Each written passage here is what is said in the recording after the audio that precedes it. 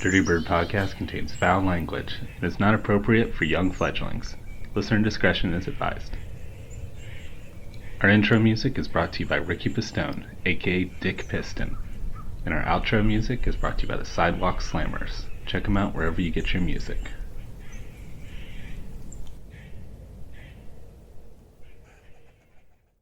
Party people!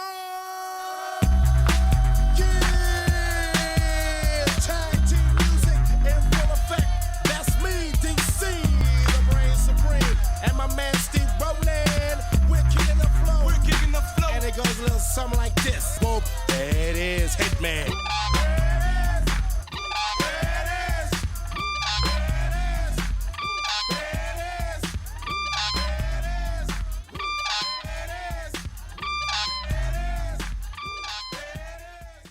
Hello, and welcome to Dirty Bird Podcast, a podcast that's serious about birds, but nothing else. I'm Dr. John, and in each episode, I pick an individual bird species. I read all the scientific articles about them, tell you everything you need to know, put in my dumb sense of humor with it too.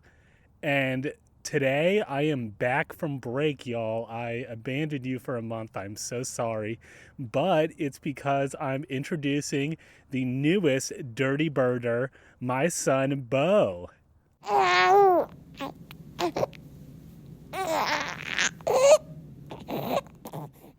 If you want to see a super cute picture of Bo, check out the Dirty Bird Podcast Instagram.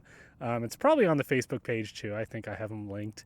Him in the Dirty Bird onesie, which is available along with the Dirty Bird Podcast t-shirts. Just follow the links to find those if you're so inclined. But I'm happy to be back. I am out in the woods right now behind my house in Bachman, West Virginia. There's about 2 inches of snow on the ground. It's kind of starting to melt, fall from the trees. It's a crisp day, crisp wintry day, which means, sound conducts very far. So you can hear some traffic noise. Hopefully there's also some bird noise that we hear too. I saw some turkey tracks when I was walking here, some turkey tracks in the snow. So hopefully they make some noise for us. And also there's been a couple of barred owls too that I've heard around this spot that I'm recording in. So maybe they'll even make an appearance. But today I'm recording about a bird we are definitely not going to see in the mountains of West Virginia, the whooping crane. If you didn't figure that out from the very silly intro I did. This episode suggestion actually comes from Moira. Moira wrote me an awesome email. She's from Richmond, Virginia. Such a lovely email. But in it, she said, when I was 10 years old, I grew up in Alexandria, Virginia, very close to the district. My parents took me to hear Roger Tory Peterson speaking at the Smithsonian. At that time, there were only about a dozen whooping cranes remaining. That talk influenced my love of birds, and I received a metal label pin with a picture of a whooping crane on it, and received a pledge to conservation which I memorized when I got home. The event probably helped lead me to environmental protection as a career. Thank you so much for writing in, Moira, and I loved researching this episode. I would love to see a picture of that whooping crane pin. But before we launch into talking about these birds, I want to do this episode's Birdwatch. This Birdwatch comes from an anonymous Dirty Bird listener who left me this voice memo. Hi, John. I came across your podcast recently, and I have been tearing through it, listening to many episodes per day. I am disabled and stuck inside a lot of the time, so I have created a bird sanctuary outside of my bedroom window where I see usually about 7 to 9 species per day. It's very incredible and brings me a lot of joy. I wish that I could go out birding in the field like you can, but I really enjoy listening to your episodes and have learned a lot more about ornithology and about what to feed the birds even in my yard. So thank you so much. One other thing, I'm taking part in the Cornell Labs research citizen science project that goes on over the winter where you count birds that come to your feeder or at different sites that you visit regularly. It's something that's bringing me a lot of joy this winter, and I just wanted to spread the word about it in case any of your other listeners would want to take part. It just started on November 1st. I had one other thought, John, which is that I would love to hear an episode all about hawks, specifically the red-tailed hawk. I'm also very interested in the golden eagle. They both have specific significance in Native American mythology, which I know is something that you're interested in on your podcast, and I would love to have an episode all about either one of those birds. Thanks so much. And thank you so much for the message. You're doing some great work for the bird world, doing that research. Obviously, I'm a little late in posting it. That anonymous listener sent me that back in November.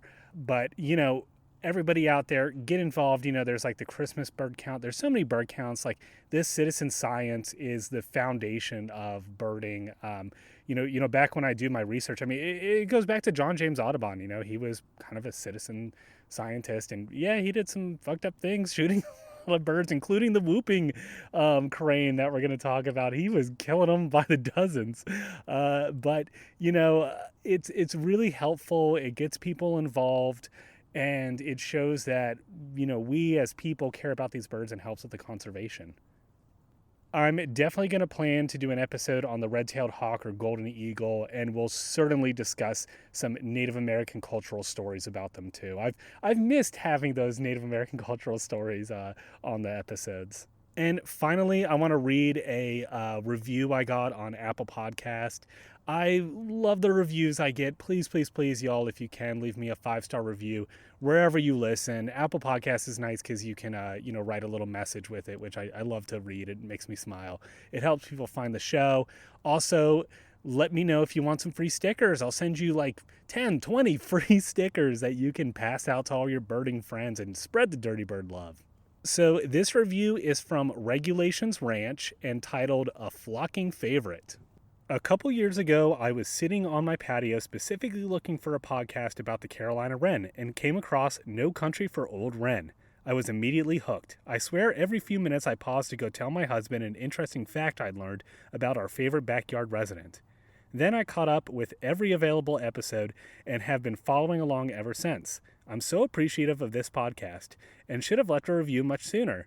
Every episode is jam-packed with information and dusted with a healthy dose of humor. I love that the topics range from birds in my backyard to extinct species to LOTR birds. I'm also pretty keen on the episode names. If I have one request, it would be for another episode about warblers. Can't wait to hear what's to come. Awesome. Another listener suggested episode idea, warblers. Gosh, I got so many to do, y'all. Like, I don't even have time to come up with, bird episodes of my own that I want to do anymore.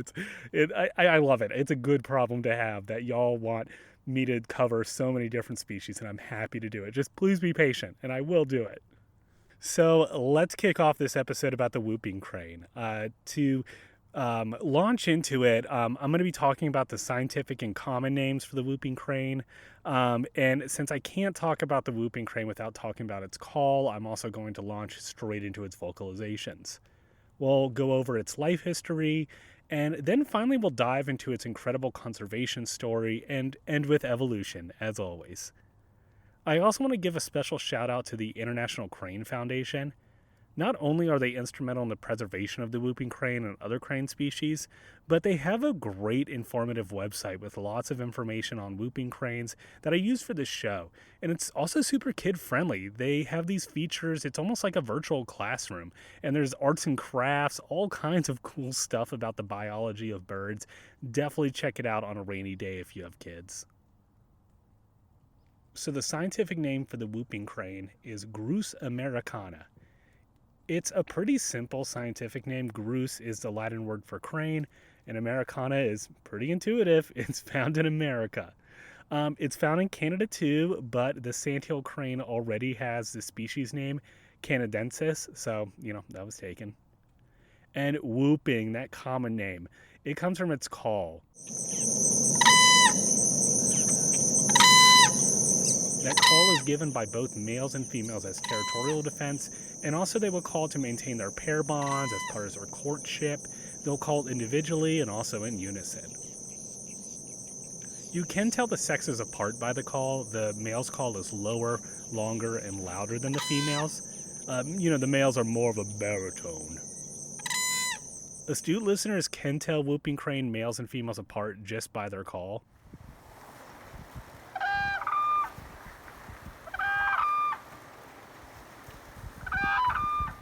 And there's even some individual variation too. So, longtime researchers will be able to tell an individual whooping crane just by its call. The loud whoops are a result of some unique throat anatomy that is found throughout all cranes. The wishbone of cranes, whose scientific name is the furculae, is fused at the sternum. This allows some very stable attachment of the tracheal muscles. The trachea, or windpipe of cranes, actually bends back on itself and kind of wraps around that sternum. In the whooping crane, this is particularly pronounced, with the trachea being coiled up almost like a spiral. In fact, it looks pretty similar to the spiral tubing of a French horn.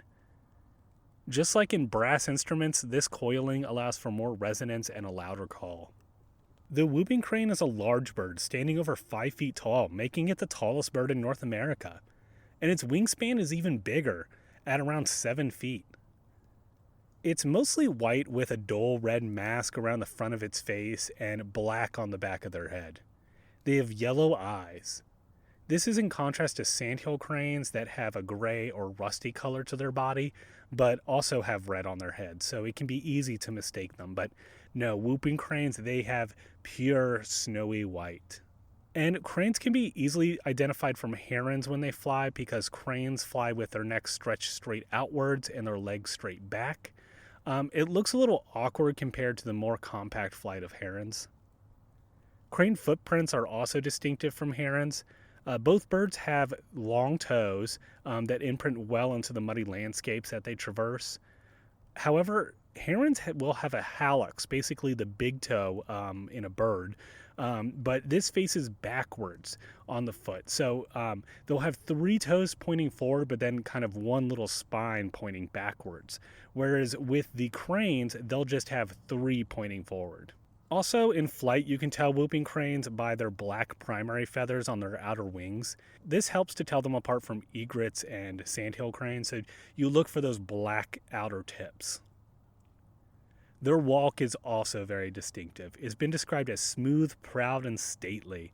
I mean, these birds, they know they're cool. They're walking around. They're like, yes, I'm the shit. I look down on all you peasant birds. Pheasant birds? Pheasants? But yeah, they look like stately and proud when they're walking. Males average at around 13 pounds, and the females, they are slightly smaller at around 11 pounds. And really, size is the only way to tell them apart, size and their vocalizations. So as far as their habitat, well, there's only one wild, self-sustaining breeding population of whooping cranes left in the world. It breeds in Wood Buffalo National Park in Canada and migrates for the winter down to the Texas Gulf Coast, specifically concentrated around Aransas National Wildlife Refuge, which is north of Corpus Christi, Texas. In Aransas, this wintering habitat is full of salt marshes, tidal flats, and bay edges. Occasionally they can be found in more upland fields. And to get back and forth between these two areas, they have a migration corridor that goes through the American Midwest, with whooping cranes arriving on their wintering grounds in October and leaving by April. They make a quick hop from boreal Canada down to central Saskatchewan, where they fuel up on spent grain on farms from the recent harvest. Then, in less than a week, they complete the rest of their journey down to Texas. Sometimes they get delayed from storm systems that move along their route, and forces them to wait out the weather on the ground. Their stopovers to wait out weather or refuel can be as short as several hours or as long as several weeks. One of their major stopover sites in the Midwest is the Platte River in Nebraska. This is a famous hotspot to see migratory birds, where sandhill cranes can be seen by the thousands along many other waterfowl. And this is on my birding bucket list. It sounds amazing, just all these migratory birds on the Platte River. And the Platte River is pretty typical for what stopover sites look like for whooping cranes along their migration corridor. They're stopping over in either wetland areas or along rivers. Sandhill cranes and whooping cranes are sort of two interlocked species. They are closely related and coexist often in the same habitat. They also both had dramatic population declines in the 1800s and early 1900s. However, the sandhill population has explosively rebounded, while whooping cranes are still very much endangered. You'll always see whooping cranes either flying in the air or on the ground. They are never found perched in trees. Whooping cranes have two foraging strategies. One uses their long bill to probe and dig into mud or soil to find food. The other involves them using their long bill like a spear to snap up prey or grain or seeds that are out in the open. And so that probing with their bill, that can be in tidal marshes where they're probing into the mud to grab food, or that can be in a field where they're digging up a farmer's potatoes or, grabbing some seed that's planted. Their main food on their wetland breeding grounds in Texas are blue crabs, rangia clams, wolfberry fruit, and live oak acorns. I read that blue crabs are a particularly important food source for them. I mean, that sounds like an awesome diet to me, I love picking some blue crabs. So, I mean, these birds, they're feasting on crab cakes all winter. That sounds like a good life.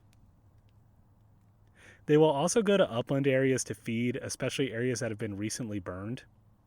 They will feed on acorns and also dead animals such as snakes and lizards that they find among the ashes. John James Audubon writes that in his dissection of whooping cranes, he once found a 15-inch garter snake in their stomach. And it's not just, dead vertebrates that they're snatching up. They will eat live ones too if they come across them. And like I said, they'll visit the fields of farms in order to feed on grain or seeds or potatoes. I read something, John James Audubon actually wrote that in the South, when whooping cranes were more found, in the southeastern U.S., they particularly liked eating sweet potatoes. And I mentioned earlier during their stopover in Saskatchewan, as they head down to their wintering grounds, grain makes up a particularly big part of their diet before they make that migration. During their stopovers at wetlands in the Midwest, they have been observed eating a variety of vertebrates such as small fish like the ray-finned fish and amphibians like leopard frogs. They also eat aquatic arthropods. And if they find a bird nest, they'll eat the eggs and nestlings. So really, these are very opportunistic animals. They'll just eat, kind of whatever they come across in a wetland that they can eat. So let's launch into their breeding, and really, this will focus on that wild population, the last remaining wild population. Like I said, it breeds in the boreal ecosystem of Canada. They arrive on their breeding grounds from their wintering grounds in Texas by late April. Whooping cranes are monogamous throughout their life. They form a very strong pair bond. If a mate dies, however, they will form a new pair bond in as soon as a few days. They seem to be very codependent birds. They don't like to be alone. No, I need somebody. They are territorial in their breeding. They form pretty small territories, but they defend them pretty aggressively, with the male doing most of the defense. He will chase away any intruding whoopers or other birds with flaps, hisses, and even kicks or pecks. Newly breeding children will try to establish breeding territory adjacent to their parents. Courtship for whooping cranes, it starts on their wintering grounds before even migrating to the breeding grounds. Cranes trying to attract a mate will strut, ruffle their feathers, growl, toss their head, and stomp their feet. If another crane is interested, it will mimic this behavior back. And then they'll begin whooping together.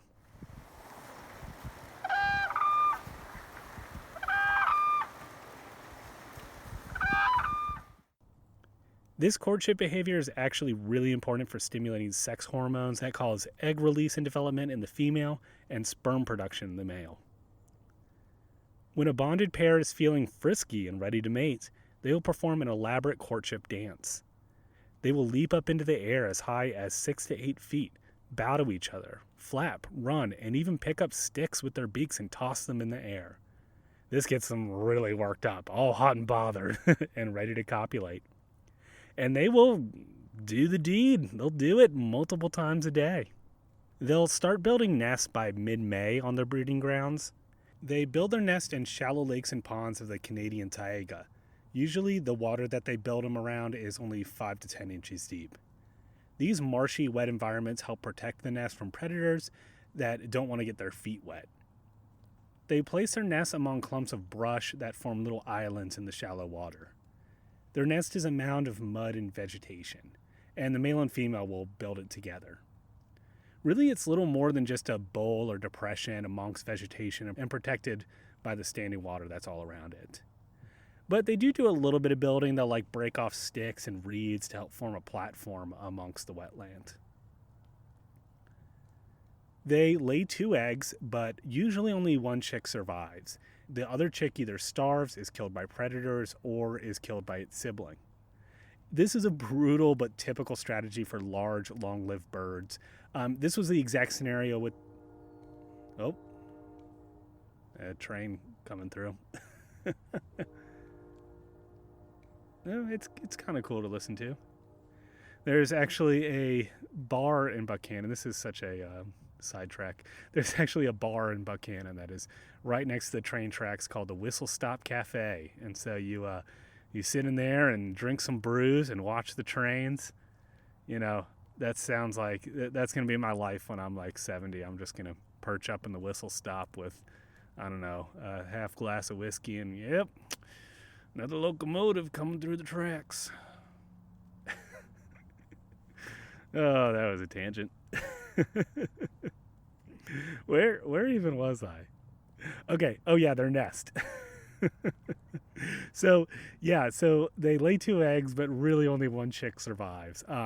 We saw this in the shoebill stork episode. That second egg is kind of like insurance, just in case, the first one's infertile or something happens to it, you got your second chick. But if you already have your first chick, and it's doing pretty good, that second one, you don't need it. And yeah, it's sad.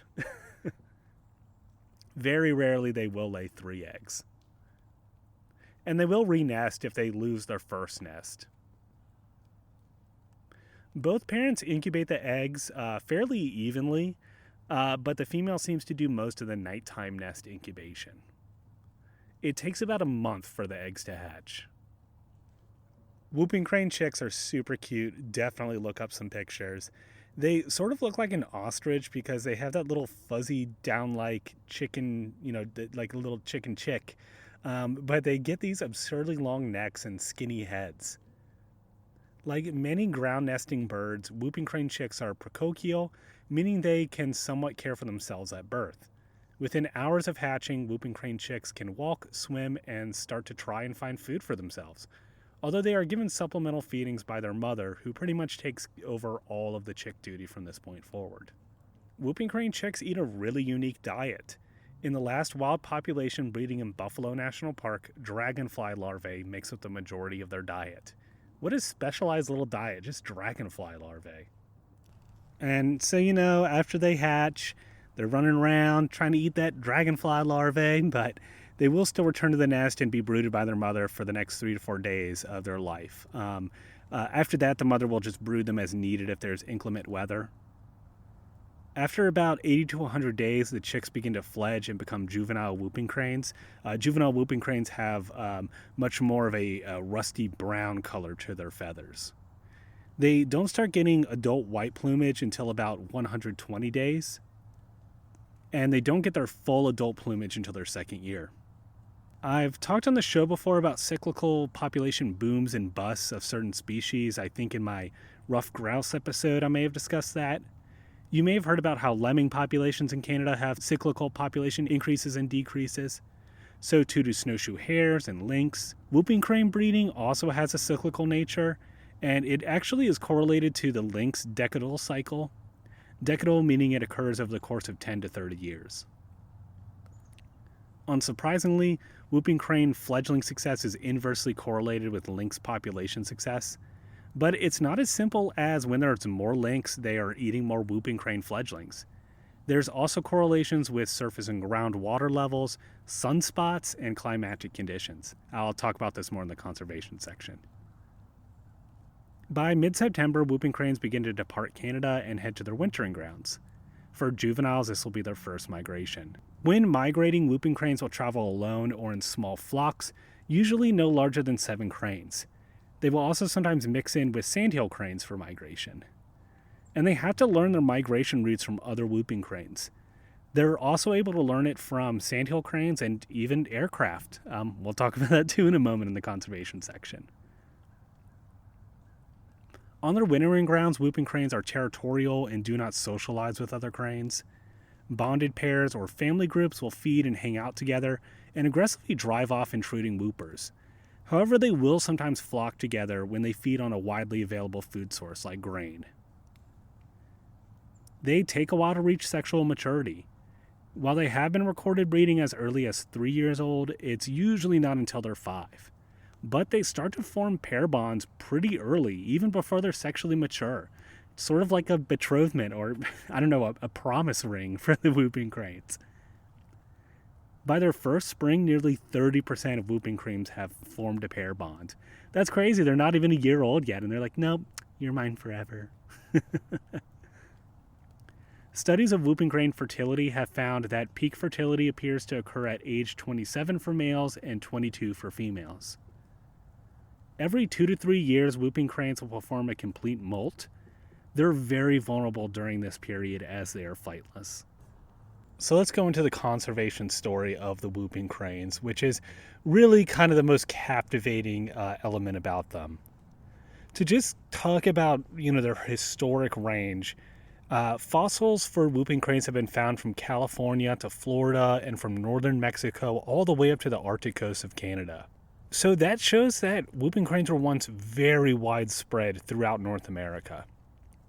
While they were widespread over a large distribution, they were likely never a plentiful bird. The Pleistocene, dating from 2.6 million years ago to around 11,000 years ago, was likely the heyday of whooping crane population numbers. There was an estimated maximum of 10,000 individuals. So 10,000, that's nothing. They were always a rare bird. Within the past few thousand years, whooping cranes bred from Iowa, Minnesota, and North Dakota, and up into Canada in Manitoba, Saskatchewan, and Alberta. And then they would migrate as far south as northern Mexico, and then also to the southeastern U.S. There was even a small sedentary population that was known to breed and spend their entire lives around White Lake in Louisiana. But most of the population would migrate and spend their winter along the Rio Grande Delta, all up along the Gulf Coast and along the Atlantic coast, all the way up to New Jersey. In the 1800s, hunting, egg collecting, and human development caused habitat destruction and resulted in rapid decline of the species. By 1870, only an estimated 1,400 whooping cranes were left. And it's really sad because people knew that they were getting scarce, and that only fueled more collection. So people wanted to have a whooping crane egg or have a whooping crane specimen and knew that they were getting rarer and rarer. So that just increased them wanting to shoot and collect them if they saw them. By 1945, only 21 birds remained. 3 of these belong to the doomed sedentary population in Louisiana. I feel really bad for these birds.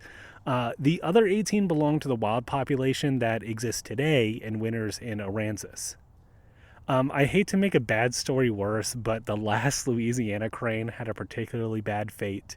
In 1947, he was noted to be alone and was captured in an attempt to preserve his genetic material within the whooping crane population. He was taken to the wild Aransas flock, but was so stressed and weak from the capture that he had to be force-fed for 2 days.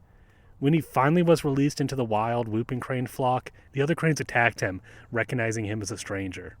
Even more weakened, he was again captured and taken to another lake, this time free of any other cranes, to live out his remaining life in solitude.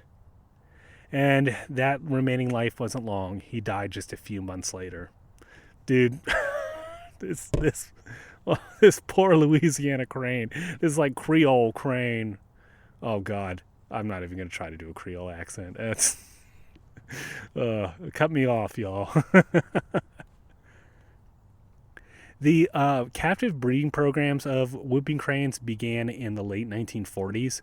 It's a really remarkable story, more than I can fully go into detail on this show. There's entire books written about it, about the captive breeding program and all the pitfalls that they came across from disease and nutritional deficiencies and just like learning bird behavior. It was really one of the first systematic efforts to captive breed a species with the intent of preserving it as it goes extinct in the wild. One really interesting problem that they encountered with the captive breeding is how they attempted to raise these birds while preparing them for eventual wild colonization.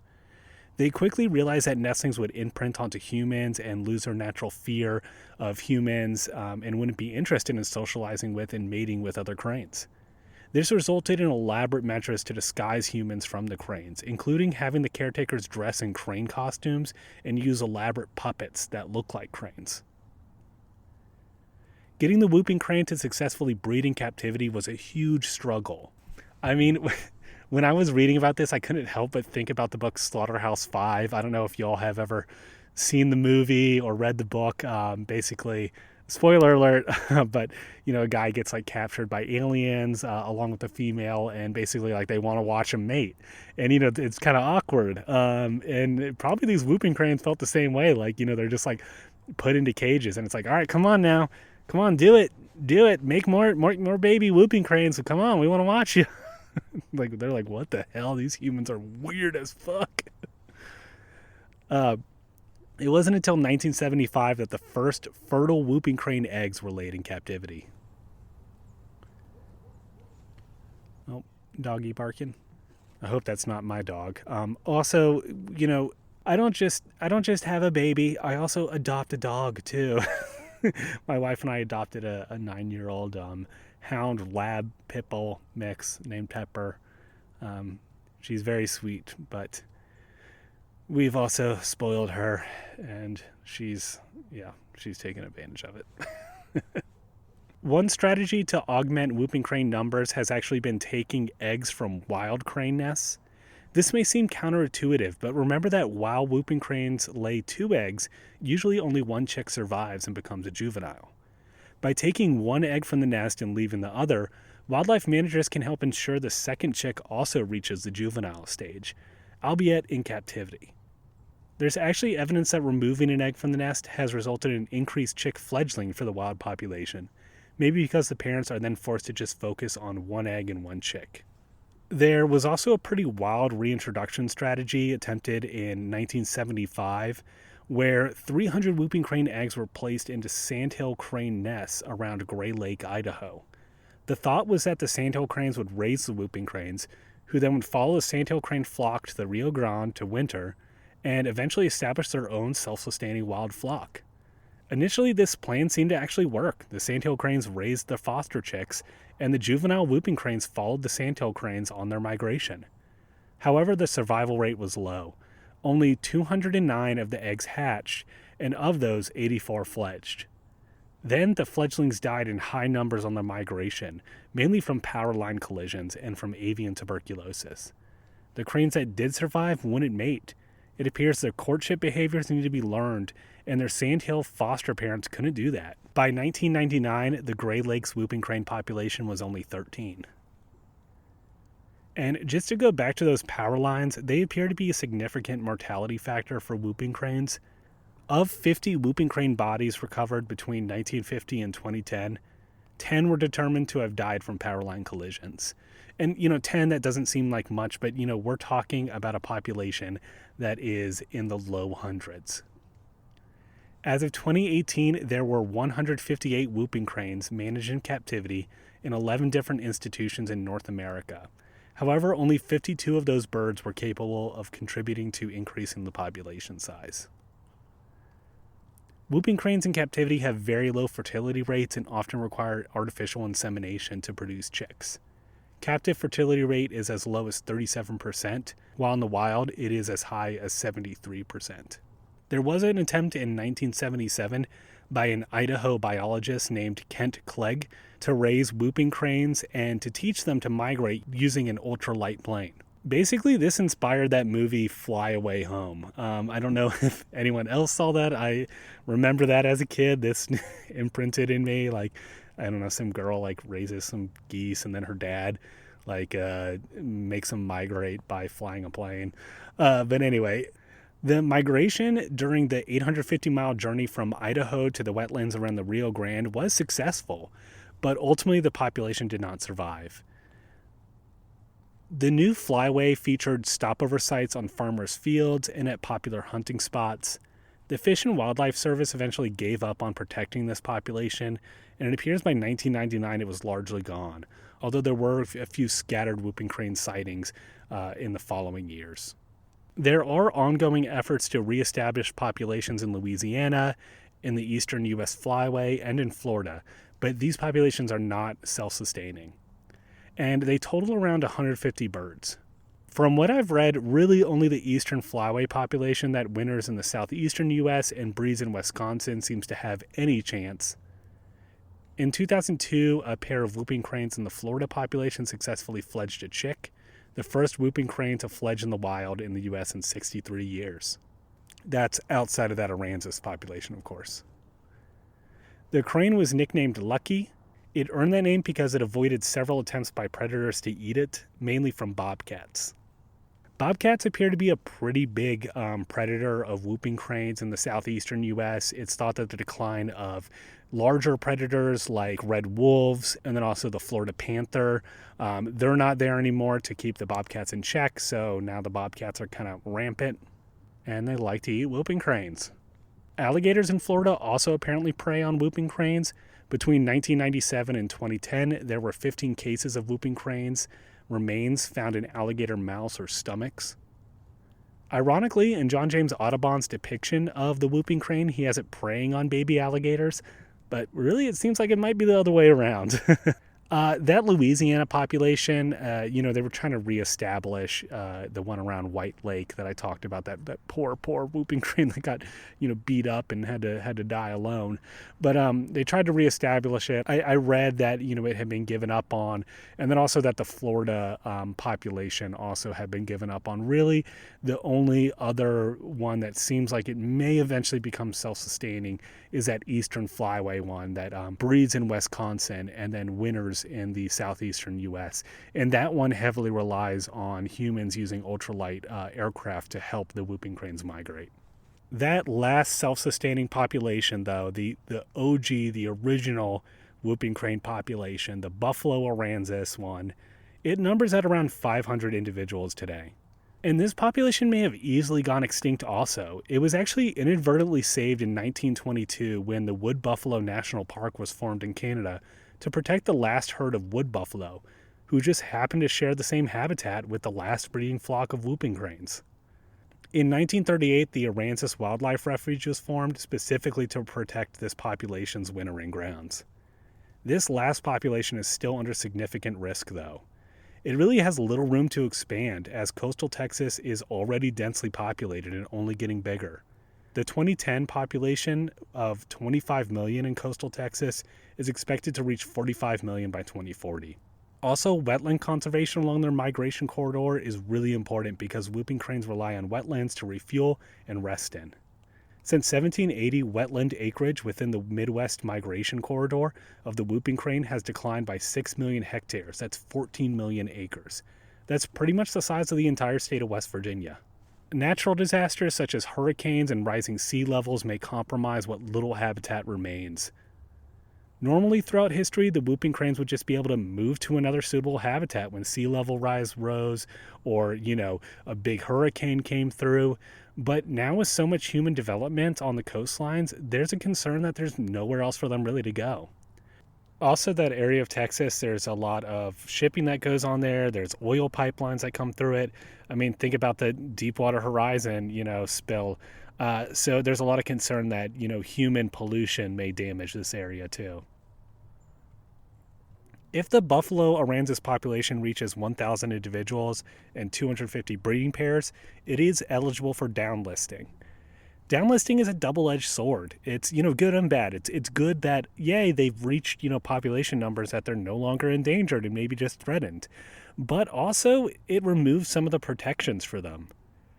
In a 2023 Audubon Society, International Crane Foundation, and multiple Midwest University paper, along with the Nebraska Game of Parks Commission, they all are involved in this paper that recommended against downlisting whooping cranes from endangered to threatened, even if they do reach that population number. The population is currently slowly growing at a rate of 3.5% a year and expected to reach the number of 1,000 between 2045 and 2065. I'm going to have a whooping crane party when this happens, and all of y'all with Dirty Bird are invited. Let's have a huge party in 20 years when the whooping cranes finally reach 1,000. But if you do the math, though, 3.5% of 250 breeding pairs, that's only 1 to 4 birds being recruited into the adult population each year. And when you put it like that, the population really does seem like it's on a knife's edge. Drier summers in the Canadian taiga result in those lakes and ponds drying up, which exposes whooping cranes' nests to predators. Too much precipitation can also be a problem. Increased winter precipitation actually results in decreased pond water levels. This is because one of the most important factors for having those shallow ponds is a solid freeze of the soil. Frozen soil is pretty much impermeable to water, and so whatever precipitation there is forms in these nice little shallow ponds. However, if the winter is warm and there's lots of snow, the snow actually acts as an insulator for the soil and keeps it from staying frozen. Increased precipitation during the breeding season can cause flooding of the nests and soak adults and nestlings alike, resulting in hypothermia and nest abandonment. So it's really a delicate cycle with the precipitation. Too much or too little is devastating for the whoopers breeding. Also, recruitment of juveniles into the adult whooping crane population declines as precipitation amounts increase during migration. Juveniles are not as strong or experienced as adults and can become easily disoriented or left behind in stormy weather, and also have more difficulty finding food. The reduced visibility also increases the risk of collisions with man-made structures. Annual survival rates of adult whooping cranes is pretty good, ranging from 60% to 100% in a year. They're pretty big birds with few predators as adults. As chicks, though, they are prime prey for mammals like raccoons and foxes and lots of other mammals. Like I said, in Florida, bobcats seem to prey on them a lot. Coyotes are also becoming a threat as their range spreads east and north. And bald eagles prey on whooping cranes. Bald eagles I saw mentioned a lot as whooping crane predators. They can die from poisoning when they feed in peanut fields, but this poisoning isn't from herbicide or pesticides like you would think. It's actually from mycotoxin, which is a toxic chemical that's a byproduct of mold that grows on peanuts, and if cranes forage in peanut fields, they might ingest it.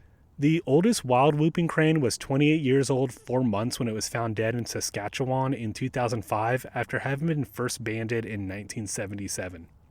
But whooping cranes are known to live well into their 30s in captivity. There is something called a whoop hill. It's a hybrid of sandhill cranes and whooping cranes. A few occurred in that Gray Lake reintroduction attempt.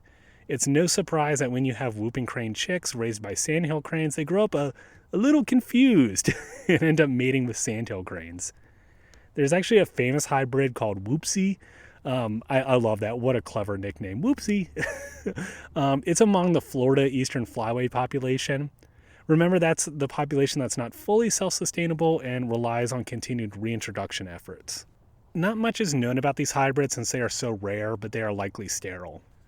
You might be thinking, why all this fuss about just one bird species? Why all this effort just to protect one bird species when at their maximum it was only 10,000? They seem doomed to die out. I mean, as a bird lover, I would never think that. I want to preserve every single bird species. But whooping cranes are an umbrella species, meaning that preservation of them and their habitat has direct effects of preserving a wide variety of other species. So that's why we should protect them. And I'm sorry, I can't help but one more little last conservation fact. People that are involved in whooping crane conservation efforts are known as craniacs. Some great nicknames in this episode. All right, y'all. Here we are with evolution, our last section on cranes. Thanks for hanging with me. Sorry if I've been a little rusty, returning after a month or so and sleep deprived with a newborn. So, cranes belong to the order Gruiformes, which contains cranes, rails, and limpkins. It also contains some less well-known birds like flufftails, which are a rail-like bird from Madagascar, and finfoots, which are a tropical duck-like bird. While cranes resemble egrets and herons, they have a completely different evolutionary history. The phylogeny of Gruiformes is a bit complicated and has undergone a lot of shuffling. There's a lot of birds that have had convergent evolution to adapt to terrestrial wetland lifestyle. So birds once thought closely related due to physical resemblances actually turn out to not be related at all. DNA studies have failed to fully elucidate the relationships among Gruiformes. Bird DNA hybridization studies done in the 90s suggested some relationships, but then another DNA study done in 1997 refuted some of these. So what I'm using is a tiebreaker, a paper from 2010 that sequenced the mitochondrial genomes. Part of the difficulty in finding the exact phylogeny of Gruiformes is that their divergence happened so long ago. One doomed tree of life has Gruiformes splitting off the avian tree at around 52 million years ago. This clade contains cranes, trumpeters, limpkins, sungrebes, and rails. Of these, cranes appear most closely related to the limpkins. This is when crane fossils start popping up in the fossil record, although they are extremely fragmentary. The cranes are few in number, only 15 species, and are further divided into two subfamilies, the typical cranes and the crowned cranes, also known as Balearcinae. The crowned cranes appear to represent more primitive traits because they nest in trees and don't have the complex tracheal structures typical of cranes that allow them to make their whoops and complex calls. They are thought to have separated from the typical cranes at around 31 to 37 million years ago. However, the common ancestor of these two crane subfamilies likely had elaborate courtship rituals, as these are seen in all crane species. Among the remaining true cranes, there are three genuses. Leucoguranus, that contains just one species, the Siberian crane, Antigon, that contains the sandhill crane among other species, and finally Grus, that contains our whooping crane. Fossils that can be clearly assigned to belonging to the Grus genus date to around 11 million years ago in the Upper Miocene and come from Europe, leading scientists to believe that the most recent diversification of crane species occurred in the early Miocene around 20 million years ago. This was a period of global cooling, and looking at the fossil record, it appears that those crowned cranes used to be a lot more plentiful and widespread before the Miocene, while true cranes were much more restricted to the colder climates of Eurasia. As cooling happened, the true cranes took on a more cosmopolitan distribution, while the crowned cranes became restricted to just the tropics. The modern crane species all seem to have evolved within the past few million years. The whooping crane's closest relatives are the red-crowned crane, the hooded crane, and the black-necked crane. They're all found in East Asia. It's also closely related to the common crane that has a wide distribution across Eurasia. So this shows that the whooping crane's ancestral roots lie in East Asia, and then it became a species when its common ancestor came across the Bering Strait to America. This was repeated with other crane species like the sandhill crane. Fossil fragments of whooping cranes have been found in Idaho dating from 3.5 million years ago. I talked already in the conservation section about the historical distribution of whooping cranes and their decline, so I won't repeat myself, but I will make one final remark on their genetics. Whooping cranes have undergone a significant bottlenecking of their genetics. I mean, when you go down to just like 20 individuals, that's a pretty significant bottleneck. Bottlenecking is when a population is reduced to just a few individuals, and even if there's a population increase afterwards, those few individuals leave a big genetic imprint on the rest of their future generation. It's been estimated whooping cranes have lost 70% of their genetic diversity since the 1800s due to bottlenecking. In the captive breeding program, exhaustive efforts are made to prevent inbreeding. And I mean, try as you might though, when you're down to that few individuals, inbreeding does happen. So there is some concern that whooping crane genetics have kind of devolved a bit that may have helped them to adapt to changing environment. So all that to say, the whooping cranes, it is a success story, but it's very guarded what their prognosis is going to be. And I mean, I want to get involved in conservation efforts for them after researching this episode, and I hope you all do too. Well, that does it. It is starting to rain. It's like a freezing rain hail on me right now. So I am going to pack up and head back home to Baby Bo and to Sweet Miss Pepper and to my lovely wife, Lauren. Thank you, Dirty Bird, for joining me. Please write in. I'll send you free stickers. Send me your suggestions. Send me your Birdwatch voice memos that I can play on the show. And as always, stay dirty, fellow birdies.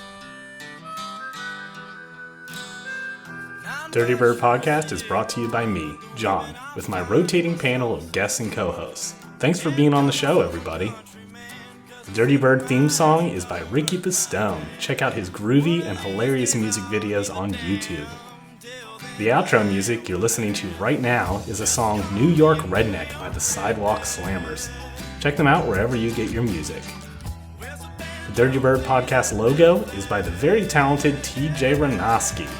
And of course, a shout out to my beautiful wife, Lauren, who created my original logo. Check out the show notes for this episode for a full list of credits for any bird calls or sounds used in the episode. Thanks for listening.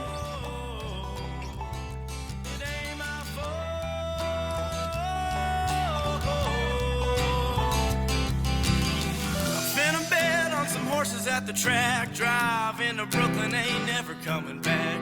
Tim's on the ground in the concrete jungle. I might get into a little rumble.